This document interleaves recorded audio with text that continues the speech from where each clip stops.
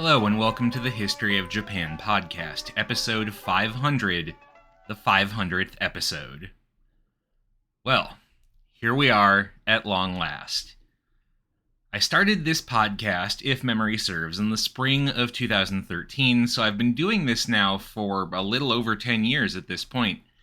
And it's been incredible. I've had a chance to do things I never would have dreamed of.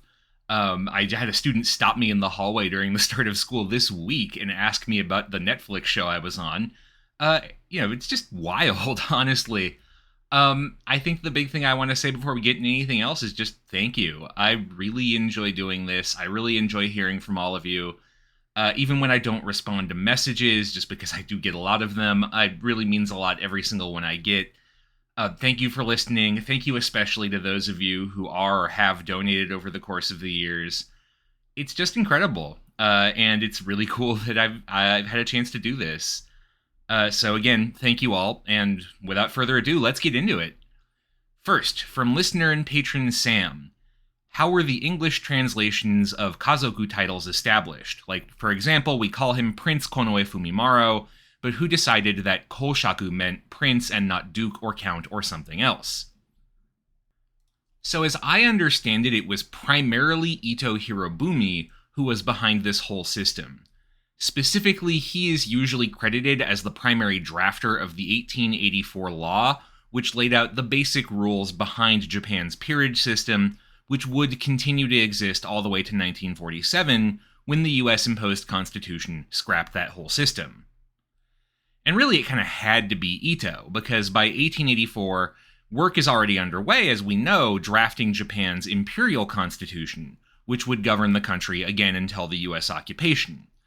That constitution, in turn, has two articles, Articles 15 and 34, that both reference the system of nobility. Specifically, they grant the emperor the right to make someone a kazoku, or peer, and they give peers a spot in the upper house of the Diet/Parliament.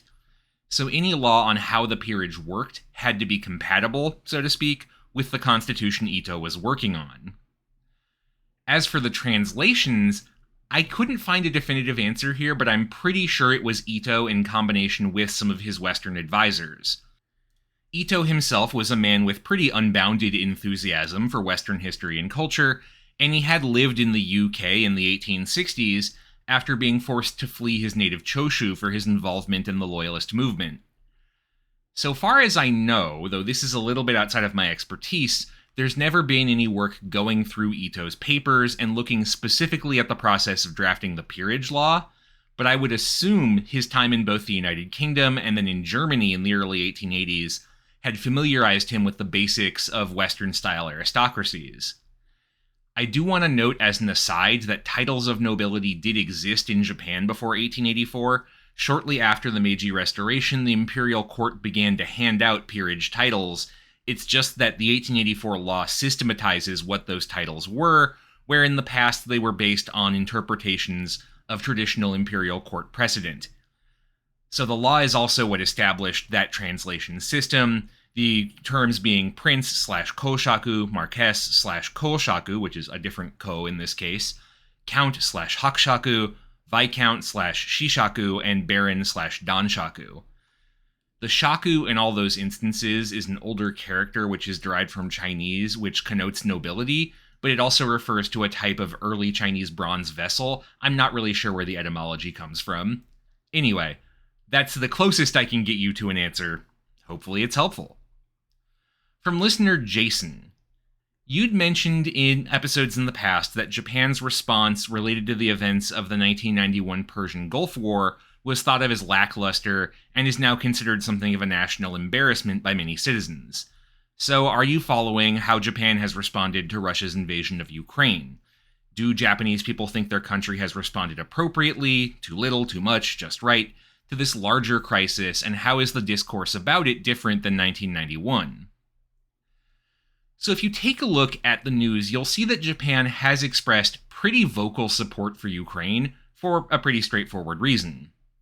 As more than a few pundits have pointed out, Russia's acts of aggression to seize territory they view themselves as having a historical claim to has some potential parallels in the Chinese invasion of Taiwan.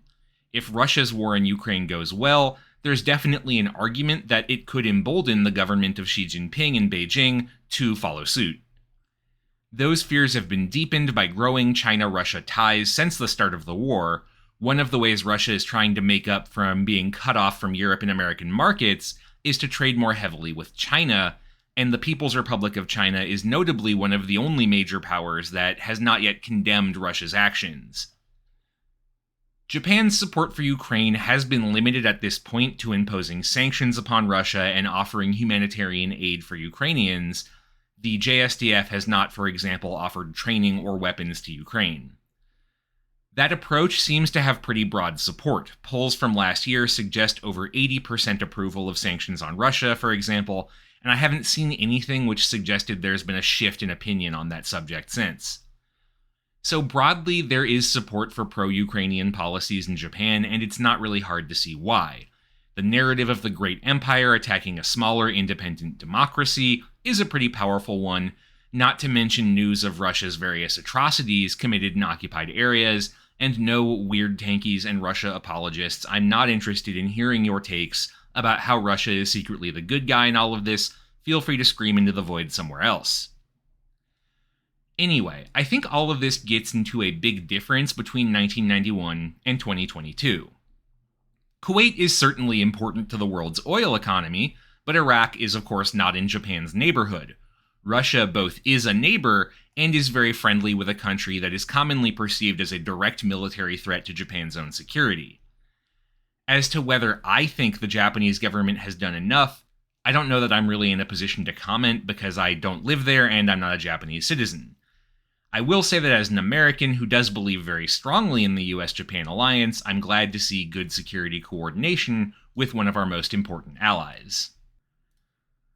From patron and listener Tim, I'm wondering if there is a good comprehensive comparison of the three bakufu where they are placed side by side and evaluated in one place.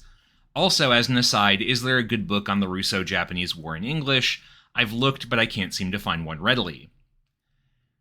So in terms of a specific political comparison across all three of the bakufu, or the various shogunal governments, I can't think of any, though that period is a bit outside of my primary expertise. That would be pretty hard to do, honestly, especially since the Tokugawa shogunate was structurally so different from what came before. Honestly, if you're interested in the subject, what I'd recommend doing is finding good overview books on Japanese history, which naturally will treat all three periods over the course of their narratives. I'm a big fan of Conrad Totman's A History of Japan for this purpose, though I am somewhat biased in that it was the reference text for the class of my favorite Japanese history instructor, Will Johnston at Wesleyan University, for his Intro to Japanese History class. I still have my more than a decade and a half old coffee-splattered copy of the book. As for the Russo-Japanese War, again, to my knowledge, there's not really what I would call a complete history of the war out there, and by that I mean something that deals both with its military and political as well as its social aspects. There are plenty of blow-by-blow accounts of the conflict, and there's plenty about how the conflict changed Japan's domestic politics, for example by triggering the massive Hibiya riots when it was revealed that the peace deal was not as favorable for Japan as jingoistic war propaganda had led the masses to assume. However, I haven't seen anything out there that treats both. So what I would do in this case is read across several different texts to get what I would call a complete account. For example, starting with Edward Drey's Japan's Imperial Army, as well as Kaigun by David Evans and Mark Peaty for the Army and Navy, and then turning to something like Michael Lewis's Rioters and Citizens for more of the social context. But even that won't touch on everything like propaganda or home front mobilization during the war years. The other option would be, again, to look at something like Totman's A History of Japan, or Marius Janssen's The Making of Modern Japan, which only deals with things 1600 or later, but which is very comprehensive. Donald Keene's Emperor of Japan, Meiji and His World is also ostensibly a biography of the Meiji Emperor, but deals very well, in my view, and highly readably with the larger historical context. It does have some great stuff on the Russo-Japanese War. From listener Tommy, I have a couple of different questions here. So first, as someone who grew up in the 90s, I'd love to hear more about topics relevant to that era. What are some topics that you could possibly cover? So there's a lot on the 90s I've thought about doing, and quite a few things I have done, like the rise of the old Democratic Party of Japan and the bubble collapse. I'm considering some future episodes on things like the recruit scandal, though those might get wrapped up into a project I'll talk more about at the end of this episode. And then there are a few topics I think would be interesting but are wildly outside of my area of expertise. For example, on J-pop and its rise to global notoriety, or on the history of Japanese video game manufacturers or franchises. I think these would be interesting, but I'm not really knowledgeable about them and wouldn't really know where to start to go for good research. From what little I have seen, the stuff on video game history in Japan that's done at an academic level is frankly just not very good. A lot of it is more about trying to squeeze academic theory into these very narrow boxes than really, in my view, accomplishing anything of value. So these are more under the one day maybe I'll find some books that would be good category than anything else. If anyone knows any good books on these subjects that could get me primed to do those topics, let me know. Second question from Tommy. As someone who is interested in Japanese politics, I'd love to hear more episodes focused on the post-war era of important LDP politicians, specifically ones like Hashimoto Ryutaro and Nakasone Yasuhiro, to name a few. Would you consider doing more of these kind of focused episodes, similar to how you've covered Abe or Ikeda Hayato? I've actually been thinking a lot about doing these. I really find political history fascinating, and the LDP especially is such an interesting and unique institution to talk about. I just worry that so much political history is boring for those who are not into the subject. I love it. I know it's not everyone's cup of tea, but I really loved doing the Abe episodes and the DPJ ones. I, at minimum, would like to do something on Nakasone at some point, and of course, one of my very first episodes, which I remember very fondly, was on Tanaka Kakue. There are also a few pre-war prime ministers that I do want to do episodes on at some point, but it's really more a matter of trying to vary the subject material to keep things interesting than anything else. From listener Brandon, I have 5 really good questions. I really like all of these. First, who is your favorite of the 3 great unifiers and why? I would say definitely Tokugawa Ieyasu. I have a lot of respect for someone with a good grasp of politics, understanding when to lay low, when to strike, and unlike Hideyoshi with the Korea campaign, for example, not letting his ego get in the way of things. I wouldn't call Ieyasu a good person. I don't think anyone who wields power in a system like that really can be, but he was an effective ruler, and I think one of the better options for the country, given the circumstances of the time. Also, just personally, I would be way too afraid to party with Hideyoshi or Nobunaga for fear that I would say the wrong thing and get my head chopped off. Second question. If you had to form a 4-person Dungeons & Dragons party from Japanese prime ministers, who would you want to make into the party's PCs? I love this so much, and I spent a lot of time thinking about it. So, first, I think I would want Kan Naoto as my wizard, because he seems like a huge dork who would spend a lot of time going through the spell list to make sure he's got a very optimized build, which is what you want in a wizard. I'd want Tanaka Kakue as a rogue, or bard, playing the face of the group, obviously, because he seems like he could do some very inventive bluffing when it's called for, and also if he's focused on playing the game, ideally he'll be too busy to embezzle anything or engage in graft, so it's a win-win for all involved. Ikeda Hayato seems like he would do well as a cleric or druid, someone who's kind of in the back line doing the unglamorous work of buffing the party, raising up their stats, or healing them as needed, while pulling out the big guns and zapping fools if it's necessary. You know, someone who's willing to do the yeoman's work of making the party function. As for a tank, I'm going to go a bit off the beaten track and say Sanjo Sanetomi.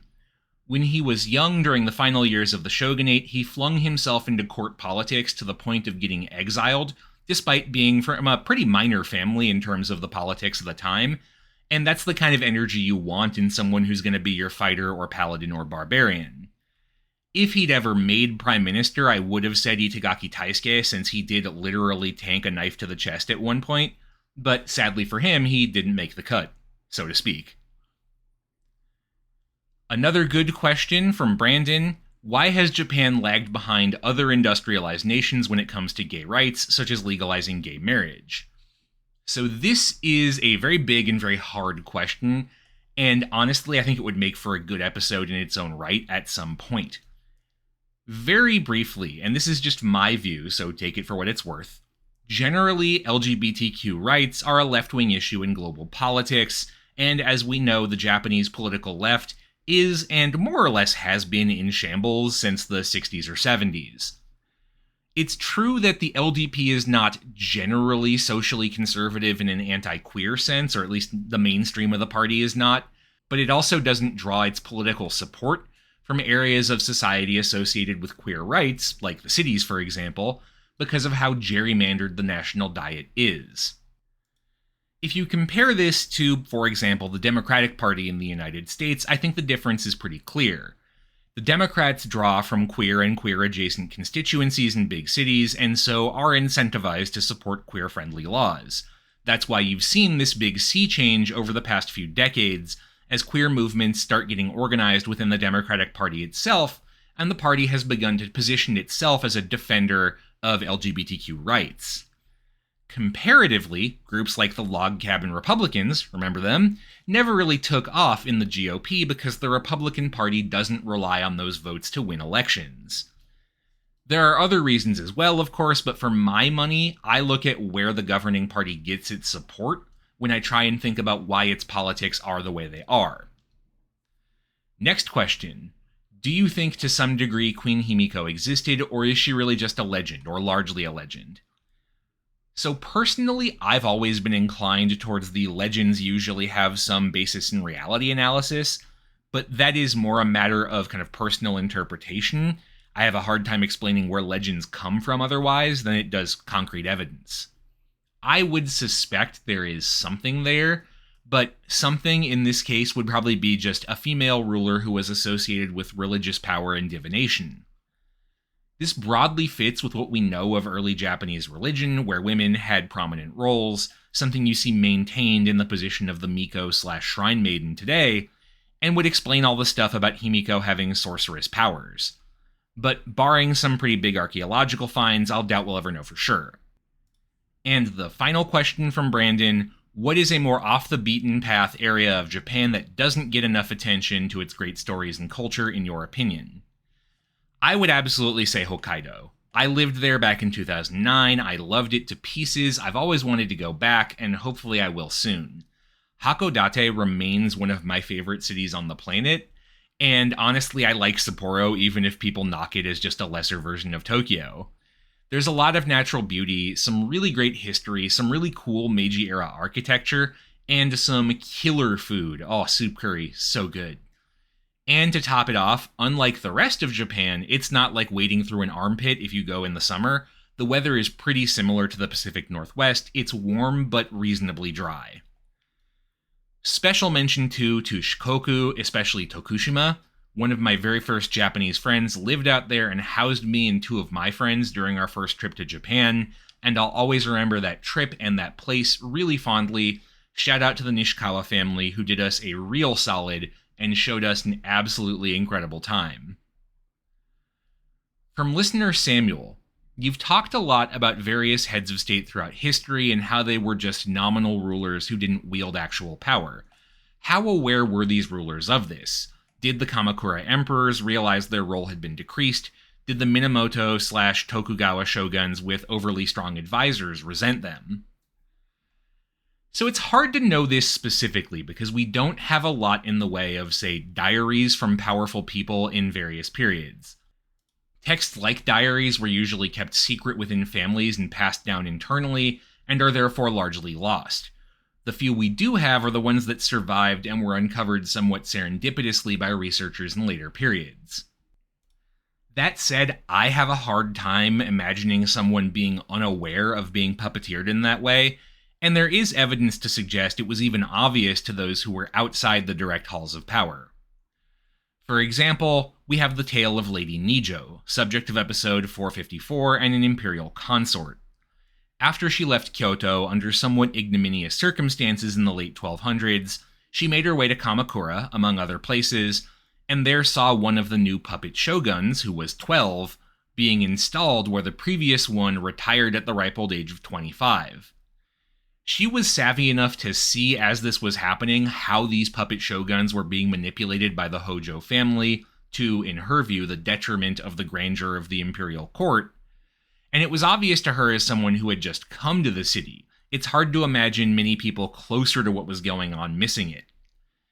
And that's not the only example. Remember, at the end of the Kamakura shogunate in the 1330s, Emperor Go-Daigo led a rebellion to try and reassert the power of the imperial throne, which of course implies that he was aware the throne didn't already have power. It is also worth noting that these sorts of political fictions are far from unique to Japan. There are historical reasons why the imperial family, for example, became particularly useful as puppets for political manipulation, but there have been plenty of other puppet rulers in other monarchies around the world.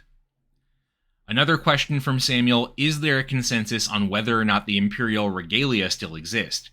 I know the sword was lost at sea, but what about the jewel in the mirror? If so, why wouldn't the Japanese government document their existence somehow?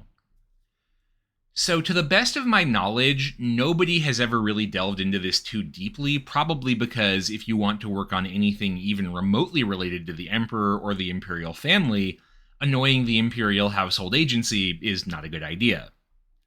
If you need a quick refresh, the imperial regalia of Japan consist of 3 treasures, a sword, a mirror, and a curved gem, that were supposedly brought down to Earth by one of the divine ancestors of the imperial family, Ninigi no Mikoto, who in turn is the grandson of Amaterasu, the sun goddess. These treasures in turn became heirlooms of the sitting emperor, and are bequeathed to him upon his enthronement. They are not displayed publicly, unlike, say, the crown jewels of the United Kingdom. The most you can see of them are photos of the boxes in which they are presented to the emperor upon his coronation. My understanding, though I have not yet been invited to a coronation despite my repeated requests to be so, is that the emperor doesn't even get to open the box. Literally nobody knows what these things look like, though there are some guesses based on archaeological finds from early Japanese history. So the sword, as mentioned, is almost certainly a replica. During the Genpei War of 1180 to 1185, the defeated Taira clan took the sword along with their claimant to the imperial throne, Emperor Antoku, when they retreated from Kyoto in the face of their advancing enemies from the Minamoto clan. In turn, Antoku and the sword were both lost at the climactic naval battle of Dan no Ura. There are all sorts of fun legends from medieval Japan about how the real sword magically found its way home anyway, but likely those are just legends intended to protect the legitimacy of the treasures and thus the throne itself. As for the other pieces of the regalia, when they're not being used for coronations, they are all housed in different places. The replacement gold-fished sword is in Atsuta Shrine in Nagoya, the mirror is in Ise Shrine, and the gem is kept on the grounds of the Imperial Palace in Tokyo.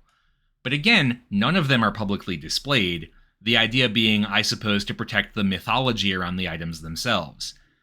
Nor has any researcher ever been given access to them. So really, there's no way to know, and I guess that's not really the point of the Imperial Regalia anyway.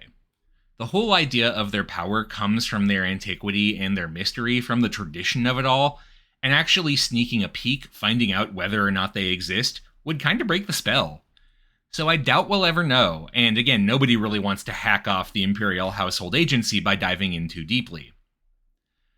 Finally, one more question. I thought it might make for a cool episode to talk about traditional Japanese music and how it differs from Western music. I saw a koto performance once, and their sheet music was something I'd never seen before. The rhythm and notes seem different as well. I think this would be an awesome episode. Unfortunately, I am utterly without musical talent, or indeed a basic grasp of music beyond, hey, that sounds cool. I would really need a guest for this one. I absolutely cannot do it myself. So if anyone knows someone who would be interested in coming on to talk with me about this, please do not hesitate to reach out. From listener Jim, your most recent episodes brought the question of travel memoirs to mind. Have you read any travel writing about Japan you have enjoyed? I think I mentioned this way back a couple years ago, but I always have had a soft spot for Alan Booth. If you don't know him, Booth was an English writer who lived in Japan from the late 1970s until his death from cancer in 1993, having moved to the country in order to study Japanese theater. He wrote 2 books, The Roads to Sata and Looking for the Lost, both of which are fascinating portraits of the more rural parts of Japan in the latter half of the boom years. However, in general, I don't actually read that much travel writing, which is actually something I'd love to change, so if anyone has any recommendations, definitely send them my way. From listener Jordan, a couple of questions again. First, I'm sure a bunch of Japan-based fans, myself included, would have treated you to the good sake during your recent visit. Did you think about doing an audience meetup? Not your style. I actually did want to organize something while I was there, but in the midst of everything else that was happening, I put it off until organizing something didn't make sense anymore. I would really like to do it at some point. I just need to be more proactive about remembering to organize it. And hopefully, fingers crossed, now that I've gotten Demetria hooked, I'll be going a bit more consistently in the future. Second, you haven't spoken much about the history of the Japanese language. It seems like an interesting topic with layers of ancient local, Korean, Chinese, and Western influence, a lot of changes in how the different writing systems are used, rapid changes in the modern period. Is it a topic you've decided you don't want to cover, or is it somewhere in the backlog? Like the music topic, this is one of the ones I find really interesting, but also feel like I have no background to cover. With topics that relate to anthropology, politics, economics, and the like, my background in liberal arts academia means I can usually make sense of the basics of what I find in a research paper when I'm digging into the subject. Linguistics, however, is something I could never really wrap my head around. There are a few things I want to talk about at some point, like the changes to the Japanese language that happened during the Meiji era, when you have new terms incorporated to define Western ideas, but it feels really strange to do that without some context on the evolution of the language as a whole, and I've never really come up with an approach that felt like it made sense and also fit the skill sets that I bring to the table. So it's something that's on the list, so to speak, but I really have to think about how I want to do it. Next, 2 questions from listener Ranuk, which I'm going to kind of combine and deal with together. First, thoughts on the rise of the Japanese department store, its relation to modernization in early 20th century Japan, consumer culture, commercial art, and so on. And second, you've done some episodes that cover historic tales like the tale of Genji, Heike Monogatari, and so on. Do you think the tale of Dojoji and other illustrated hand scrolls or otogizoshi in general would work as topics? I, Ranuk, have looked at them mainly as art or literature pieces, but the heavy upheaval of the Muromachi period is probably contextually important. These are both fantastic ideas that I actually have thought about doing. Again, both of them are a bit out of my specialty, so I really have to devote some time to doing some heavy background reading. But I do especially love looking at pre-modern literature and art because it's an area I didn't really get to work on in graduate school despite finding interesting. Grad school really rewards hyper-specialization, and one of the things I really love about doing the podcast is I do get to kind of jump around a little bit, which keeps things feeling fresh. Outside of the sort of major works, that usually means dealing with pieces I haven't read before, so it does need to happen during my off time from my regular teaching job, because otherwise I just don't have the free brain space. So, for example, when I did Issei Monogatari last year, that was because I had an uninterrupted week at the beach to work through the text while taking notes, which tragically is not a luxury I have that often, because honestly it was a really great way to spend a week at the beach. The department store idea actually is totally fresh. I hadn't considered that before, but I really like it. It sounds fun. I would need to think about how to frame it to keep things from feeling too abstract. One of the things I like to do when you're dealing with kind of social or economic history, things that can feel very zoomed out, very abstract, is to have a single kind of focal point for the story. So, for example, the story of the student movement framed through the protests at Nihon University or Tokyo University, or the economic bubble with a specific focus on the long-term development bank. I need to think about how I want to approach that for looking at department stores, so I'll have to dig into what sources I can find, but I really like the idea. So both of these, short answer, are on the docket, so to speak, but provisionally, depending on what's out there. And last thing, good luck, Ranuk, with the PhD. It's a lot of work, but it can be really rewarding. Another question from listener Yiftach. What's your attitude towards your Jewish heritage? how do you manage a mixed household, assuming by the name that Demetria is not Jewish? So, our household's actually not mixed. Demetria and I are both Jewish. Her name is from her Greek ancestry. Demeter is the harvest god of ancient Greece, but Spinrad is very much a Jewish last name, and actually, if you're a deep-cut sci-fi nerd, you might already be familiar with that name. Norman Spinrad was one of the great weird Jewish sci-fi authors of the late 20th century, and I do mean weird, if you're not familiar with his work. They're distantly related, though I forget how exactly that all fits together. Anyway, as to my relationship with said heritage, this is where we're going to need to back up a spell and do some explaining. I'm going to do my best to make this both clear for Jewish listeners and comprehensible if you don't have any background, and hopefully I'll kind of split that difference effectively. Broadly, Jewish movements today define themselves in relation to halakha, traditional Jewish law. Demetria and I are part of America's liberal mainstream of Jews who represent a majority of America's Jewish population and who take a more interpretive view of traditional Jewish law. I was raised as a part of the Reform movement, which treats traditional Jewish law through a more historical interpretive lens rather than treating it as immutable.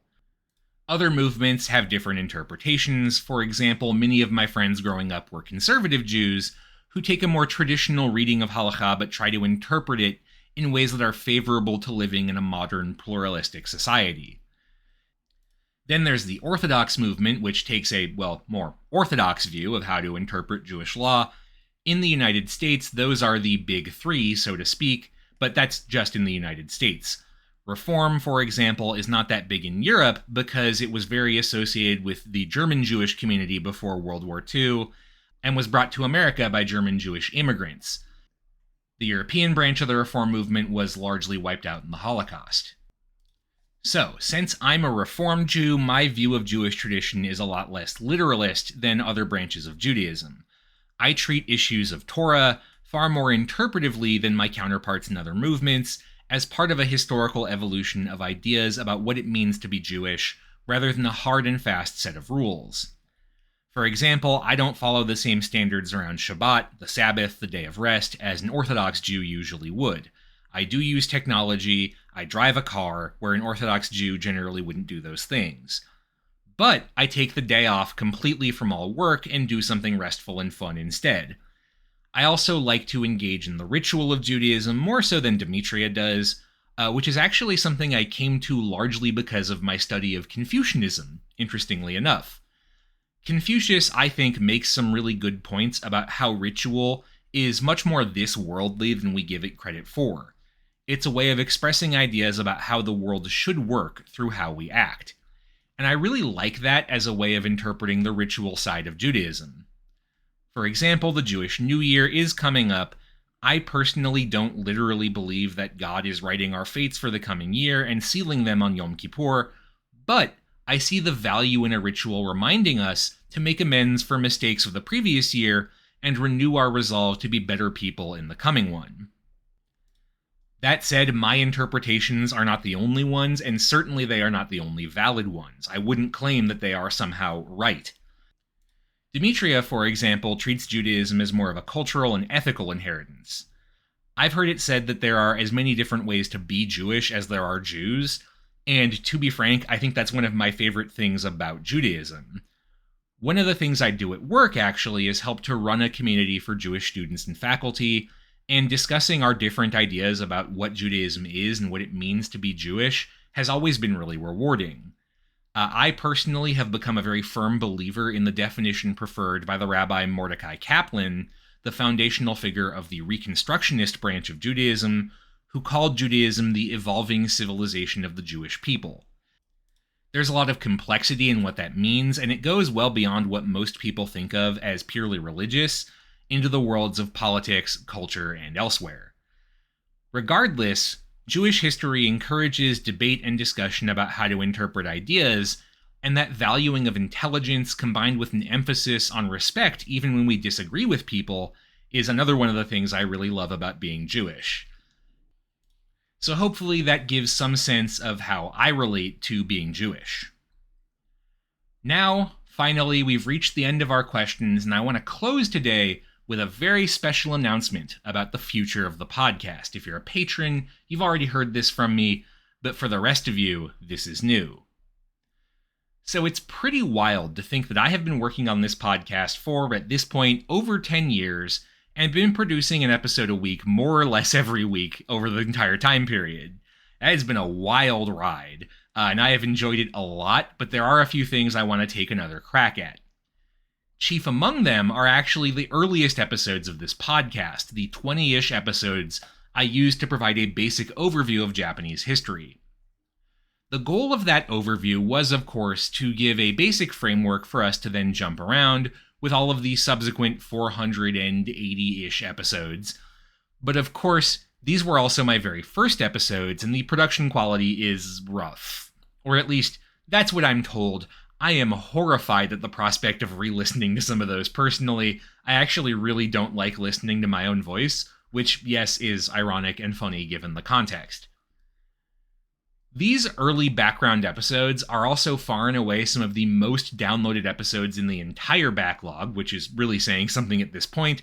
Partially, of course, that's because they're the earliest, but also I've heard a lot from folks who go to them for basic information to supplement an Intro to Japanese History course, or because they're going to Japan for the first time and want to know a bit about the history. I think that's fantastic. I'm really glad they're useful for folks.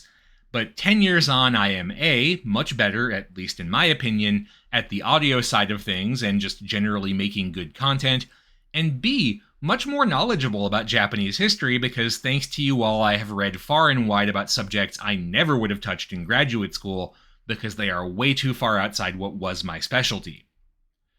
With that improved background, I think it's finally time to do something I've wanted to do for a long time. So we have arrived at episode 500. Starting next week with episode 501, we will return, so to speak, to the beginning. I will be doing a new Intro to Japanese History series to take advantage of all of the new expertise I now have. The tentative framework, as my patrons have seen, is to build this out to 38 episodes instead of the original 20 I tried to do last time, but honestly, my plan is to just take it one at a time. If you are one of my beloved patrons, you already know roughly what I'm thinking in terms of breakdown, but if not, you get to enjoy the surprise as it comes. I know roughly what I want to cover, so I'm going to go through and give it about as many episodes as I think it will take. If you've been listening to this podcast for a while, you do know that I have a tendency to vastly underestimate how long things will take, but I really want to try and stick to that mid to upper 30s episode number, just to keep things reasonably digestible. Hopefully this is an exciting prospect for you all. I am glad to be providing an introductory primer to Japanese history for anyone out there who might be interested, and I'm excited to return to a project I'm very proud of, and hopefully do it better the second time around. So, with that announcement made, that's all for this week. Thank you very much for listening. This show is a part of the Facing Backward podcast network. You can find out more about this show and our other shows at facingbackward.com, and you can support the network at patreon.com/facingbackward. Special thanks to those who have given at our shoutout tier: Jan Leonard, Stephen Elkins, Martin Oliveira, Clark Canning, Ian Kellett, Matt Haynes, Jackie Frostocker, Monkey Sack, Alayla McCulloch, Karen Murphy, Peter Wales, Robert Prine, William Arno, Jonas Brandis, Nicholas Kroll, Jerry Spinrad, Jared Stevens, Jeffrey Dwork, Stefan Hrushka, Joshua Kane, Robbie and Kat, Jacob Key, Aaron Finkbeiner, and Anonymous Anna's Hummingbird, Mark Sai, Gil, Leslie Ikuta, Trash Taste Enjoyer, Shimao Toshio's History of Japonesia podcasts, A House is a Perfectly Cromulent Mascot, The Fish I Catch Are Rhodes Scholars Compared to Samuel Alito, Who Remains a Schmuck, and Everything Changed When the Fire Nation Attacked. Thank you again for listening for these past 10 years, and I will see you next time as we turn to a new page in the history of the podcast.